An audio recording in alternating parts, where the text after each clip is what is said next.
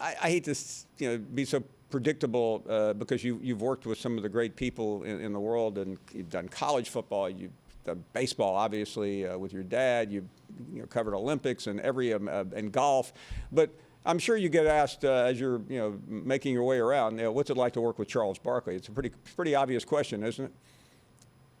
I get it a lot, but it's and for good reason. I mean, I think when you think about our show inside the NBA and how long it's been around, and the fact that we have a group of Shaq and Kenny and Charles that has remained intact, which you don't see very often in TV. Somebody always has an idea about, oh, this will work better, this will work better than this, but I grew up with older sisters. This is as close as I'll ever come to having brothers, and they're paying me to hang out with these guys and watch hoop. And if you think the show was fun and kind of entertaining, you should be around when we're off the air. I mean, these guys are great, and I think Charles is a guy who Paul, in my opinion, I mean, he changed the landscape on all the shows like ours.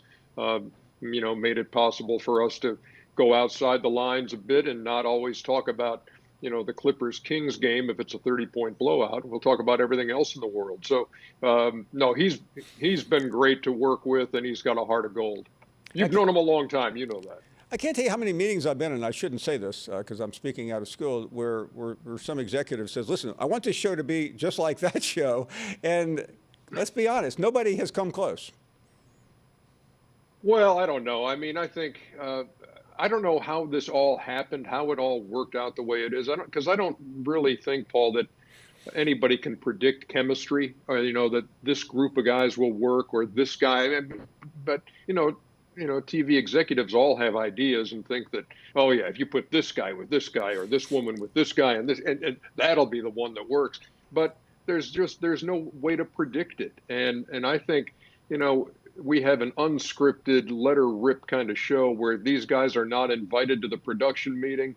It's unrehearsed. Most of the time when we hit the air for our pregame show, the guys have been sitting there for maybe 90 seconds before we go on the air. So it's not like we prep them and say, okay, first we're going to talk about this, then this, then this. We just throw stuff at them, and it's up to Kenny, Shaq, and Chuck to be up to speed on what's going on and not be stumped when you say, how's this team going to react to the loss of this guy? Oh, is he out? No, everybody's on top of their game, and we just let her rip. Ernie Johnson's with us. I mentioned all the things that you've done, but I'm always struck by someone who grows up. Your dad's a ball player and then a legendary broadcaster, and you ultimately get to work with him. What was that experience like? At first, it was terrifying. It was, because at that point, in the early to mid '90s, when we had a chance to work together for 3 or 4 years of Braves baseball on Sports South, my dad had been doing games for ages, and among Braves fans, and really because of TBS, baseball fans around the country knew my dad. So it was nerve-wracking, and I just didn't want to, some night have him walk out of the booth in the top of the fourth and not come back, So it was for a guy who meant as much to me as my father did. I mean, he taught me everything about being a professional and a husband and a father and a man.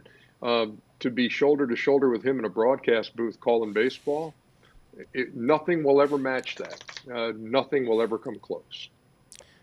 Ernie, as your career moved on and you've done so many extraordinary things, you've also shown a side of you that I think few of us as fans get to see, and some of it's been very public. Everyone is aware of your terrible loss recently of your son, your own battles.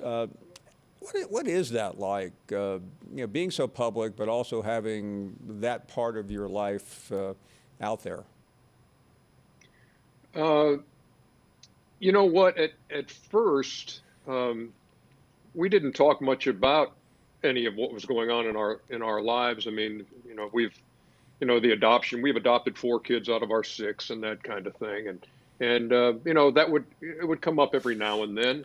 But if somebody were going to do a profile, like USA, Jill Lieber did a story way back when, right around, 2000 or so, just talking about the show and asking me about, my journey there. And so, your personal life is part of that. And I think the thing that where we really went public for the most part was when Jeremy Schaap did the story on E60. And my wife and I had a long talk about that, Paul, about do we want to allow cameras in here where Michael is, and show what we do to get him ready for a day and that kind of thing. And when it came down to was if this is going to shine a light on adoption, if it's going to shine a light on special needs kids, on going through cancer as I have, on the father-son relationship, if it's going to shine a light on that and make a difference for somebody, then let's do it.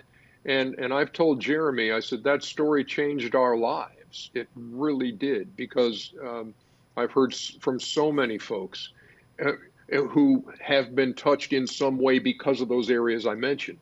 And so I just think if you can live your life, and I know some of us, you want to be private, you don't want to put everything out there, but if what we're going through can be a source of encouragement for somebody, then I'll do that. I'm not doing it to say, hey, look, aren't Cheryl and I great? We've adopted 4 kids. It's like, we want to tell you how, the ups and the downs of that. I want to tell you about how great it is to have a dad like mine. Thanks for watching ESPN on YouTube. For live streaming, sports, and premium content, subscribe to ESPN+.